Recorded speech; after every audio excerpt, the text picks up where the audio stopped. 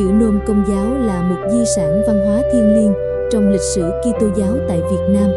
Từ thế kỷ 17 đến 19, các tín hữu và linh mục đã sử dụng chữ Nôm để ghi chép kinh thánh, kinh nguyện, truyện các thánh, sách giáo lý và nhiều tác phẩm đạo đức. Nhờ đó, tin mừng được truyền đạt bằng chính ngôn ngữ của người Việt, giúp đức tin bén rễ sâu trong đời sống văn hóa dân tộc Việt Nam.